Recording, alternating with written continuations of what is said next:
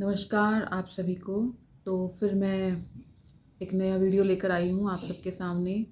कुछ नई बातें आपसे शेयर करने और कुछ बातों पर डिस्कस करने के लिए। जैसे कि मैंने अपना जो पिछला वीडियो भी डाला था अपने, जिसमें मैंने कुछ लाइफ के और साधना के कुछ एक्सपीरियंस मैंने शेयर किए थे। तो काफ़ी लोगों का मुझे बहुत अच्छा रिस्पॉन्स मिला। कुछ लोगों ने मुझे इनबॉक्स मैसेज भी किए। हो सकता है बहुत सारे लोगों को अच्छा नहीं लगा होगा, क्योंकि हाँ, उसके पीछे भी कारण है। जो लोग साधना के पथ पर है, जिनके डिफरेंट डिफरेंट तरीके के एक्सपीरियंसेस हुए हैं लाइफ में और जिन्होंने अपने एक्सपीरियंस से सीखा है, तो उन लोगों ने मेरे उन अनुभवों से रेजोनेट किया होगा। और जिनके अंदर अभी बहुत ज़्यादा ट्रॉमा है, जिनका बहुत सारी ऐसी चीज़ें हैं जिनके सबकॉन्शियस में जो अनहील्ड है, जो उनको परेशान करती है, तो ऐसे लोगों को मेरी बातें बहुत ज़्यादा ट्रिगर की होगी। वैसे मेरा वीडियो बनाने का ऐसा कोई मोटो नहीं होता कि मेरी बातें किसी को हर्ट करें, लेकिन हाँ, जो मेरा लाइफ में अनुभव है, जो मैंने अपने आसपास के लोगों को देखकर सीखा है, अपने अनुभव से सीखा है, मैं वही बातें करती हूँ। और मैं अपने अनुभव को बहुत बढ़ा चढ़ा के नहीं बताती हूँ। इवन वो इतना होगा तो मैं उसको इतना करके बताती हूँ। ये मेरी बचपन से आदत है। और मेरा ये भी कोई उद्देश्य नहीं है कि मुझे अपने आप को कुछ बड़ा दिखाना है या मैं कुछ बहुत अलग हूँ। तो इस चीज़ को मैं पहले झुठलाती थी, लेकिन हाँ, अब मैं ये स्वीकार कर लिया है कि मैं और लोगों से अलग हूँ। मैं बहुत सारी चीज़ों में मैं अलग ही हूँ, ये मैंने मान लिया है। अब जो सो कॉल्ड जो नॉर्मल लोग हैं दुनिया में, इस चीज़ को मैं स्वीकार करती हूँ कि मैं नॉर्मल लोगों के जैसी नहीं हूँ। मेरा जो सोचने का तरीका है या मेरा जो एक्शंस लेने का तरीका है वो अलग है। तो इस चीज़ को स्वीकार करने में मुझे बहुत टाइम लगा। तो मैं अब मुझे पता चल चुका है। मेरे इतने सारे जो अनुभव हुए, जो दुनिया में बहुत कम लोगों को होते हैं, तो उनसे मेरे अंदर कोई घमंड नहीं आया है या मैं अपने आप को बहुत कुछ बड़ा मान रही हूँ। मैं कुछ भी नहीं हूँ। मैंने बस यही सीखा है कि हम कुछ भी नहीं हैं। जब तक हम खुद को बहुत कुछ समझते हैं ना, तो हम इस जीवन में कुछ भी अचीव भी नहीं कर पाते हैं। ना हमारे अंदर शांति आती है। जब तक हमारे अंदर शांति नहीं आएगी तो हम बाहर की दुनिया में भी ना कुछ भी रिसीव नहीं कर सकते।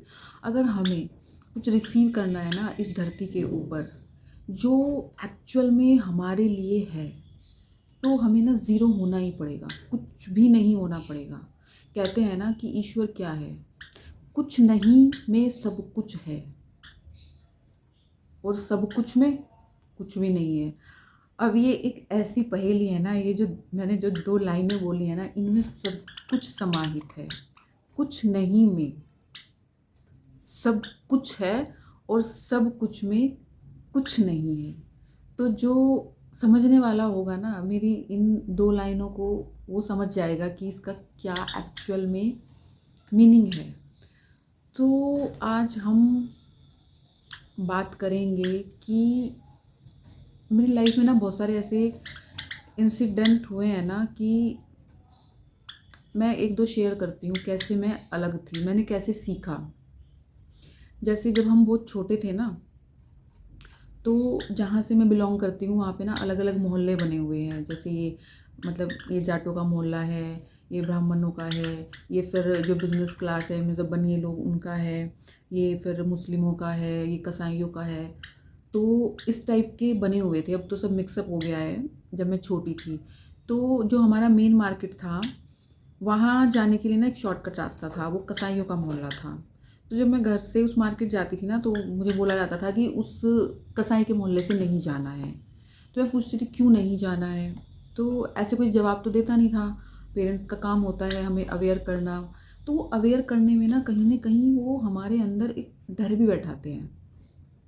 अपने बच्चों को ना बहुत कम पेरेंट्स मैंने इस धरती पर देखा है जो सच में हर लेवल पे वो मजबूत बनाते हैं। अब ये बातें भी मेरी बहुत लोगों को ना हर्ट करेगी, बट मैं इसलिए नहीं बोल रही हूँ कि हर्ट करे। ये मेरा अनुभव है जो मैंने सीखा है, जिस पर मैं बहुत चिंतन किया है। तो मैं पूछती थी क्यों नहीं जाना है, तो ऐसा कोई आंसर मिलता नहीं था। तो मैं बोलती थी ठीक है मैं नहीं जाऊँगी। लेकिन अब वो तो दिमाग में क्यूरियोसिटी है ना, बोलते हैं ना जिसका माइंड क्यूरियस होता है वही जीवन के रहस्यों को खोजने निकलता है। तो मेरा बचपन से था माइंड बहुत क्यूरियस, तो मैं बोलती थी ठीक है मैं वहाँ से नहीं जाऊँगी। लेकिन मुझे जानना था कि ऐसा उस मोहल्ले के अंदर है क्या? तो मैं अब समझती हूँ पेरेंट्स का होगा कि भाई वहाँ कसाईयों के जो लड़के थे वो खड़े रहते थे, कोई पकड़ लेगा क्या है, लेकिन कोई बोलता नहीं था। तो मैं अपने माइंड में एक स्ट्रेटेजी बना लेती थी। मुझे भी कहीं न कहीं पता होता था कि मतलब मैं जानना चाहती थी बस कि ऐसा है क्या वहाँ पे? क्यों कोई भूत खड़े हैं वहाँ पे? तो मैं उस शॉर्टकट वाले उस मोहल्ले से ही निकला करती थी। तो सबके बड़े-बड़े दरवाजे रहते थे, एकदम पिन ड्रॉप साइलेंस रहता था उस गली में। पूरी गली वो कसाईयों की थी।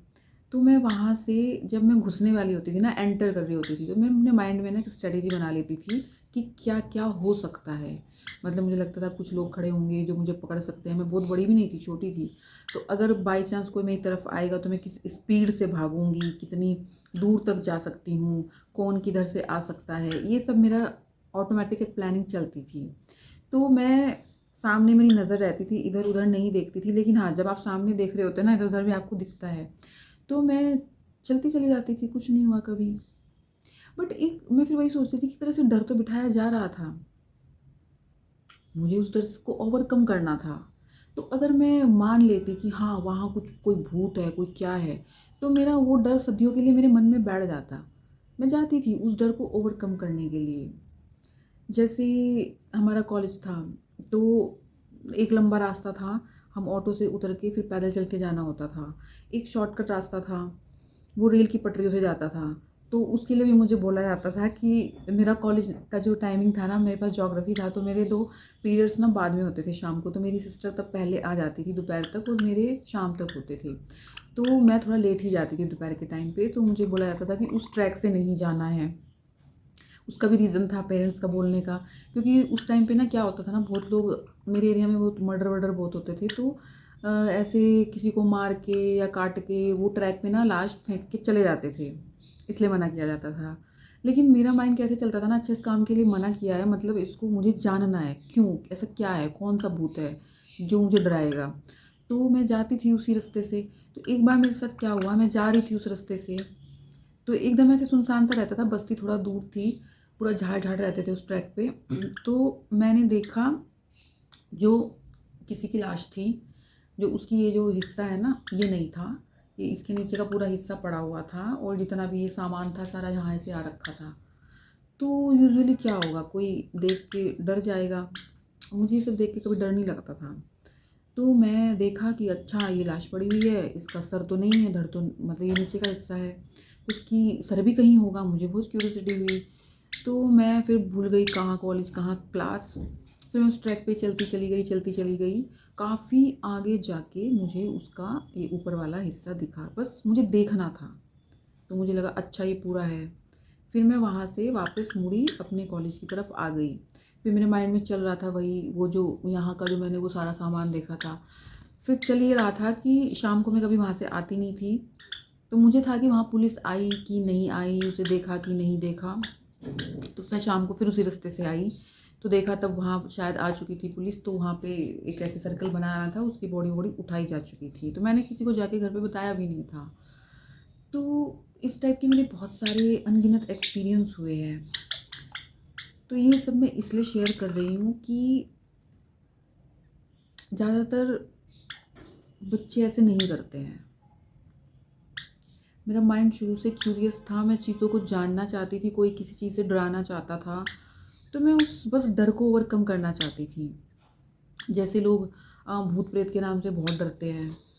तो हमारे जैसे ये कुछ खेत ना, एक नदी है उसके किनारे बने हुए थे, तो वहाँ पे ना एक शमशान है जहाँ पे हमारे खेत थे उससे लगे हुए। तो मैं शायद 10th क्लास के एग्ज़ाम दिए थी, तो मेरे मामा का बेटा तब हमारे घर पे आया हुआ था। तो मैं अपनी मम्मी के साथ हम गेहूँ काटने जाते थे, तो मेरी मम्मी ने बोला कि वो जो शमशान है उसमें नहीं जाना, दोपहर का टाइम था और उसके बीच में ना एक अमरूद का पेड़ था। अब मेरा दिमाग कैसे चलता था ना, जिस काम के लिए मना कर दिया जाता था मुझे वही करना होता था। अच्छा ये मना किया गया है मतलब इसमें कुछ थ्रिल है, कुछ एडवेंचर है, तो इसको देखना है। तो मैंने अपने मामा के बेटे से बोला कि चल अमरूद खाने चलते हैं। तो उसने बोला कि नहीं, बुआ ने मना किया है ना, देख वहाँ पे तो लाशों को जलाते हैं, वहाँ ना भूत होंगे।